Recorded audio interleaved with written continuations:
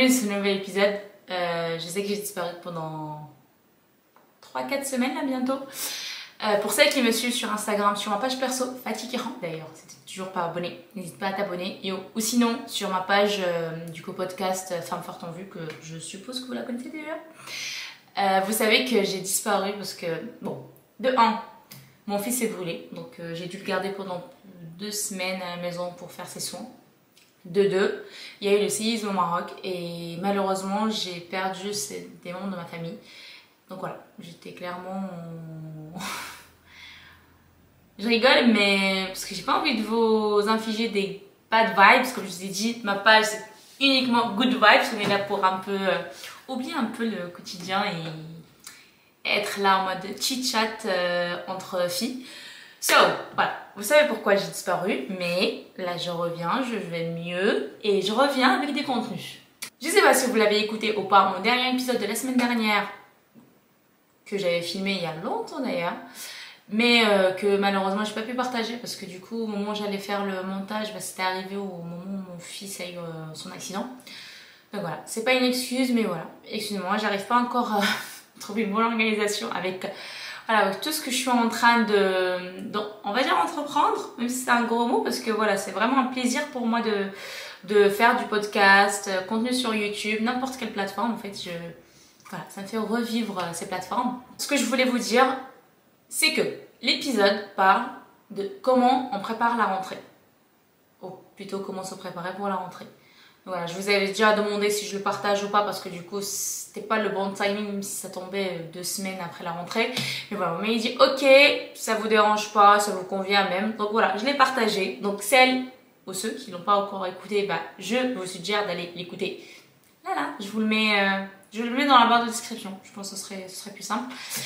Et sinon, aujourd'hui, dans la même thématique, organisation, parce que là c'est la rentrée, c'est, voilà, on se dit, on a envie de revoir les choses, revoir notre vie, oula, et en même temps on se dit, en fait, voilà, l'année est presque finie, je sais pas où on est dans ma to-do list, où on est dans plutôt mes objectifs, mes year goals, donc tes objectifs de l'année. En fait, c'est vraiment le bon moment pour se dire, où j'en ai, où est-ce que je vais arriver, est-ce que je vais y arriver, oui ou non. Donc si tu es parmi ces personnes-là qui ont un objectif annuel, on va dire, c'est vraiment le bon moment pour voilà, se poser, prendre ton carnet, liste tout et regarde ce que tu peux faire et tu peux pas faire. Parce que voilà, l'objectif c'est pas de t'infliger en fait une pression, mais juste de voir si tu peux évoluer ou tu peux faire avoir un petit truc différent pour la fin de l'année, histoire de se dire yes, 2023, une année au moins, mais j'en ai fait des choses, elle est pas passée juste comme ça, quoi. Moi j'ai envie que vous soyez des filles comme ça, des filles ambitieuses qui ont envie de faire des choses, des mamans ambitieuses, peu n'importe ton statut, enfin surtout que c'est vrai que généralement moi je m'adresse assez souvent parce que je suis déjà une maman et que je retrouve que malheureusement dans la société la maman elle est limitée à femme au foyer, enfin femme au foyer non, mais bon, la maman qui s'occupe juste de sa carrière, voilà, son boulot, je dirais même pas une carrière mais juste boulot, maison ou sinon juste maison enfant. Je minimalise pas, je sais que comment je le dis ça peut être mal interprété. Mais ce que je veux dire, c'est que je sais qu'il y a une partie, il y a un pourcentage de femmes qui ont envie de faire plus de choses, mais que malheureusement n'arrivent pas à les faire, parce que soit elles sont limitées par elles-mêmes, par leur mari, par la société. 3 petits points. Donc voilà. Donc moi je suis là pour ça. So, on va arrêter de blablater et dire n'importe quoi. Mais voilà, aujourd'hui on va parler... Je vais faire une petite musique de suspense là. On va parler de les routines. Pourquoi il faut que tu aies une routine? Je mets entre parenthèses, je parle pas de la routine qui te démotive. Je sais qu'il y a des dames, enfin peu n'importe, des personnes en fait tout court, que quand on parle de routine, on a tendance à se braquer et se dire non mais en fait moi je m'ennuie avec les routines, j'ai pas envie d'avoir une routine, de faire et refaire toujours la même chose. Stop! Je parle pas de faire refaire la même chose, je parle d'avoir une routine par exemple matinale, une routine du soir, pas forcément les deux, mais au moins une des deux. Et je vais te dire pourquoi il te faut une routine si tu as envie d'avoir du changement. Je vais parler de moi. Oui, je suis... Comment on dit ça déjà? J'ai plus le mot. Et ça va me revenir. Bref, l'objectif c'est que je te dise... Tout ce que je vais te dire aujourd'hui, c'est que... Je vais te parler de moi. Encore une fois. Je sais que ça m'en marre peut-être. Je vais te dire celle-là, elle me casse la tête. Elle me parle toujours d'elle, à croire à elle et je sais pas qui. Je te parle de moi parce que je suis la seule référence. Enfin, non. Alors, j'ai des livres aussi que je lis ou des podcasts que j'écoute. Donc, moi, je te suggère vraiment d'écouter les podcasts. Pas forcément juste les miens. Hein. Il y en a pas mal qui existent sur les plateformes de podcasts. Si t'as pas envie de te poser sur le canapé et d'être là à regarder la télé, mais en même temps, tu profites pour faire autre chose. Donc, t'écoutes, en même temps, tu te formes. Donc, je te suggère d'être sur cette plateforme et d'écouter pas mal de contenus qui vont t'aider à te développer ou même d'apprendre de nouvelles choses. Ça fait 5 ans, plus ou moins, que j'ai une routine. Enfin, que j'ai plusieurs routines même. Elle est jamais la même. Donc c'est pour ça que je dis attention, quand je dis une routine, c'est pas forcément une chose que tu refais à la lettre. Non. Ça veut juste dire qu'il y a certaines actions que tu les fais tout le temps. Il y en a d'autres que ça fait partie. Pardon. Il y en a d'autres où ça fait partie de ta routine, sauf que tu les fais pas forcément tout le temps. J'ai l'impression que j'ai tout dit, j'ai rien dit en même temps. Mais je m'explique. Le matin, exemple, tu te réveilles, c'est déjà une action que tu fais tout le temps. Tu te brosses les dents. Est-ce que tu réfléchis quand tu es allongé, tu te dis, attends, demain matin, je dois me lever, je dois me brosser les dents, je dois me doucher, je dois m'habiller. Non, tu sais déjà que tu vas t'habiller, tu sais déjà que tu vas te brosser les dents, tu sais déjà que tu vas réveiller tes enfants, tu sais déjà que tu vas préparer tes enfants. Toutes ces choses-là, donc ton cerveau n'y pense pas. Par contre, la suite, il y pense. Par exemple, tu es en train de te dire, mais qu'est-ce que je vais mettre? Qu'est-ce que je vais porter? Qu'est-ce que je vais boire? Qu'est-ce que je vais préparer à manger? Vous voyez? C'est une perte de temps, cette partie-là. Et d'énergie. Puis, pour les mamans, les working moms surtout, il y a la fameuse question qui nous revient à chaque fois après le boulot, c'est qu'est-ce que je vais préparer ce soir? Ah ouais, on se pose toutes ces questions-là. Et on est toutes là, on se dit, my God, franchement, là je suis fatiguée, déjà j'ai pas de force pour préparer à manger, encore moins de réfléchir à ce que je vais préparer à manger. Donc moi, en fait, là, je suis là pour te dire qu'il te faut... Quoi? Je pense que tu as retenu la raison. Une routine, oui. Donc, par exemple, cette routine-là, tu vas me dire, mais attends, mais comment je vais m'organiser, moi, pour ne plus me prendre la tête pour ça? Exemple, le soir, tu te poses, tu es là, tu es en train de prendre ton yaourt, boire ton verre de thé ou de tisane, c'est un peu n'importe. Enfin, j'espère que tu fais un petit truc, un petit plaisir pour toi le soir. C'est essentiel pour ta bonne humeur et pour ton bien-être. Bah, à ce moment-là, donc, a une habitude de prendre par exemple un petit cahier, un petit planeur. D'ailleurs, il y a le mien que j'ai pas ici. Il faudrait que je te le montre. Il te faut un petit planeur par exemple où tu vas organiser plus ou moins tes repas. Alors, le mieux, c'est d'avoir une fois par semaine, tu te bloques un créneau, allez, 10-15 minutes. Et tu te dis, bah en fait, les repas de la semaine, ça serait ça. Voilà. Donc toute la semaine, tu vas te dire, donc tu vas te focaliser, parce que je vois venir, il y en a d'autres qui me disent, mais attends, mais déjà je vais me prendre la tête quand même une fois par semaine pour choisir les repas. Oui, la prise de tête n'est pas terminée, mais au moins, au lieu de te prendre la tête, alors je dirais pas 7 fois, mais je dirais 5 fois par semaine, bah tu vas te prendre la tête une fois par semaine. Donc c'est un gain de temps. Il y a un gain dans ta petite tête, là, elle va se reposer un peu plus. Et tu vas moins te prendre la tête avec des choses pas inutiles, mais tu vas te libérer de la charge mentale que beaucoup de mamans dont beaucoup de mamans souffrent. Scientifiquement, ils ont réussi à prouver que les routines, avoir une routine, permet de dégager de l'espace dans ta mémoire. Je parle en mode ordinateur, oui. Mais vous voyez ce que je vais t'expliquer par là. C'est que plus tu fais un geste automatiquement, donc tu mets une routine, par exemple, tu te brosses les dents, ton cerveau, il réfléchit pas à l'action, comment je vais faire, il sait faire, il le fait tout court en fait, tu penses même pas en fait. Par exemple, tu te réveilles, tu ouvres les yeux, tu vas directement, tu te brosses les dents, tu réfléchis pas, comment je vais brosser les dents, je vais prendre quelle brosse à dents cette fois-ci, est-ce que je me brosse, quelle méthode prendre, ça devient un geste automatique. Donc ton cerveau perd plus d'énergie pour réaliser cette action-là. Et en conséquence, ton cerveau, t'en prends soin de lui, de telle sorte à ce qu'il va perdurer avec toi dans la vie. Il faut savoir prendre soin de son cerveau, on parle tout le temps juste de sa diète, mais on oublie des choses plus importantes, c'est la mémoire, le cœur, à part les muscles. Donc voilà, c'est des choses, on a tendance juste à réfléchir parce qu'on veut tout ce qui est beau, tout ce qui est joli, mais on oublie que la santé, c'est pas forcément juste tout ce qui est beau, mais surtout tout ce qui va te permettre, une fois que tu serais vieille, on va dire, quand la vieillesse va arriver, que tu vas être quand même en bonne santé, que tu vas réussir à rester indépendante de qui que ce soit. C'est très important ça. Pour revenir sur la parenthèse de routine.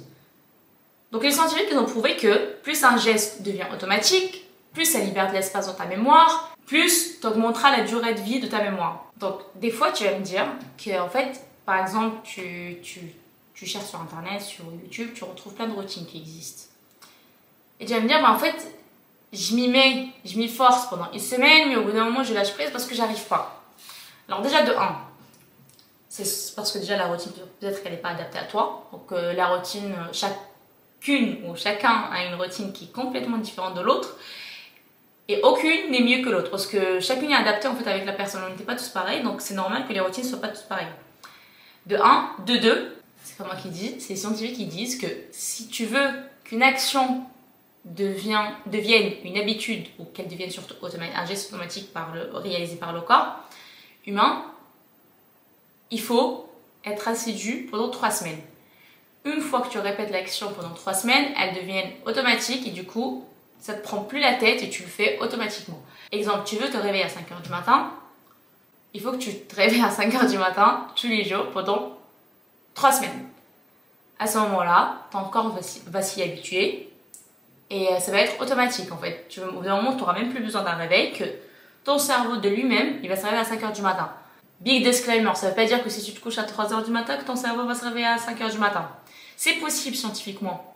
Par contre, tu seras fatigué. Parce qu'en fait, le cerveau, il faut savoir qu'on a une horloge génétique qui fait que, à l'heure à laquelle tu avais habitué ton corps, ton cerveau à se réveiller, il va quand même se réveiller. Donc, il y aura une phase d'éveil. En revanche, ça ne veut pas dire qu'il est reposé, qu'il est prêt à entamer sa journée. Voilà, c'est là où ça fait la différence. Donc voilà, il faut quand même avoir un bon sommeil pour que tu puisses te réveiller à 5 h du matin. Ça, c'est juste un exemple. Tu n'es pas obligé de te réveiller à 5 h du matin. Si tu te réveilles à 6 h du matin ou à 7 h du matin, c'est libre à toi. Mais je te conseille quand même de te réveiller tôt le matin. Pas juste pour aller au boulot, je le répète et je le répète, mais pour avoir un mode de vie auquel tu tiens. Moi, par exemple, j'aime bien me réveiller le matin parce que j'aime bien retrouver un petit moment avec moi-même. J'aime bien avoir 1 heure pour moi, pour faire ma routine du matin, donc pour faire mes petits soins, ma petite douche, soin, ma petite prière et un peu de sport. Quand je dis sport, c'est un gros mot parce que ce que je fais, c'est juste des pilates qui corrigent un peu la posture. Donc voilà, j'essaie un peu juste de bouger mon corps. Ça peut être 10 minutes, 20 minutes grand maximum que je fais par jour. Ça m'arrive aussi de sauter cette partie-là. C'est là où je vous dis, en fait, une routine, ça ne veut pas dire forcément que c'est une action que tu fais tout le temps, mais juste certaines que tu as envie d'avoir, à ce moment-là, tu les répètes tous les jours pendant 3 semaines pour que ça soit inclus dans ta routine et que ton corps le fasse automatiquement.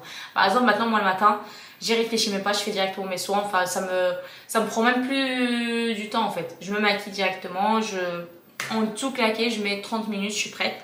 Mais je préfère avoir quand même 1 heure histoire de se poser, J'aime bien écrire un petit peu.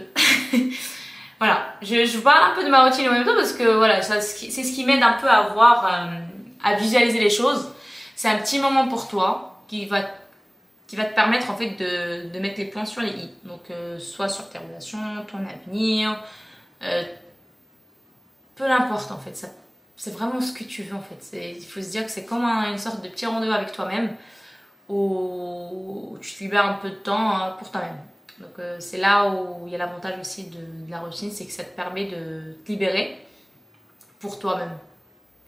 Vous voyez, on est arrivé dans un tel monde où c'est compliqué maintenant de se retrouver. Et tu sais à quel moment tu te rends compte de ça? C'est quand tu as travaillé toute la semaine et tu te dis « Ah, c'est déjà le week-end ». Et là, le week-end il passe, tu te dis « Ah, c'est déjà lundi, je dois me préparer pour lundi ». Si tu te dis la même chose, c'est qu'il te faut absolument une petite routine pour que tu puisses avoir un petit moment pour toi et que tu ressentes un peu le temps passer.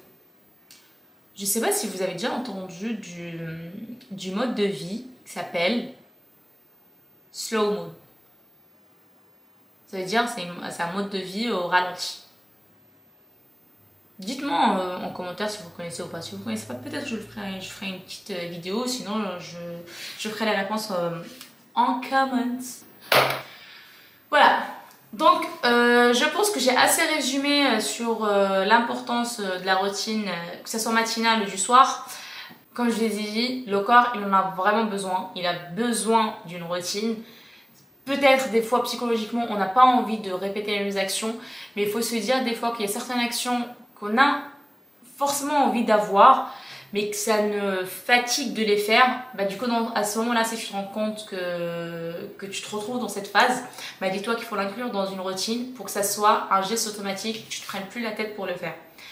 Donc voilà, c'était une petite vidéo légère, histoire de mettre un peu, voilà, pour te préparer un peu pour avoir une petite routine et te motiver à l'avoir surtout. Parce qu'on a tendance à négliger cette partie-là. Et il y a pas mal de filles, enfin on cherche tout le temps des petites routines. Il y a pas mal de routines sur YouTube. Tu te retrouveras que ça. Surtout pendant la rentrée. Mais je me suis dit, c'est le bon timing si tu as aussi envie de changer un peu ta vie et de revoir les choses. De mettre en place une petite routine là, dès maintenant, hein, dès demain si tu peux. Pour t'organiser et atteindre tes objectifs perso, pro, peu importe. L'essentiel, c'est que tu te retrouves du temps et surtout, tu sois heureuse en fait du temps que tu t'es dégagé. That's it! Je suis là pour te dire, prends soin de toi! Prends soin de toi! Purée, vous savez, des fois, je me dis, je ne me rends pas compte de la communauté qui me regarde. Je suis sûre, si je les vois dans une salle, je me serais là, oh, je ne saurais même pas parler. Mais là, donc pour moi, c'est un one-to-one. Donc là, honnêtement, si je te verrais, je pars dans des fous rires toute seule. Mais voilà, tout ce que je veux te dire. Prends soin de toi, s'il te plaît. Mets en place une petite routine, s'il te plaît, pour toi. J'ai pas envie, ça me fait mal le cœur des fois de voir des mamans qui se délaissent et qui s'oublient. Et surtout des mamans qui ont envie d'avoir un changement, de faire quelque chose. Et qu'elles me disent, mais en fait avec les enfants j'ai du mal, je rentre le soir, après je suis fatiguée, du coup je m'allonge. Ça fait mal au cœur. Enfin moi honnêtement, je parle de mon avis perso, ça me fait mal au cœur. J'aime beaucoup quand la femme prend soin d'elle et que, enfin, si je dirais, j'ai pas envie de dire un mot qu'après ça va être mal interprété, mais j'adore surtout de voir des mamans, des working moms ambitieuses ou même juste des mamans ambitieuses. Donc que ça soit dans leur vie perso, leur vie pro, je dis pas une maman ambitieuse, c'est une maman qui veut avoir du money, en fait on s'en fout maintenant. Maintenant les gens ils s'en foutent. J'ai remarqué, ou c'est une impression que j'ai peut-être, les gens ils s'en fichent un peu de l'argent, c'est plus une priorité. La priorité maintenant c'est vraiment avoir un mode de vie sain et qui est surtout en adéquation avec nos valeurs. Et du coup ça me fait mal le cœur des fois quand je vois des femmes, elles ont du mal à avancer dans leur vie parce que elles n'arrivent pas à retrouver du temps pour s'organiser. Et c'est pour ça, si tu as envie de t'organiser aussi, honnêtement, franchement, au pire, t'aimes pas trop, mais juste prends-le autant que challenge, essaye-le.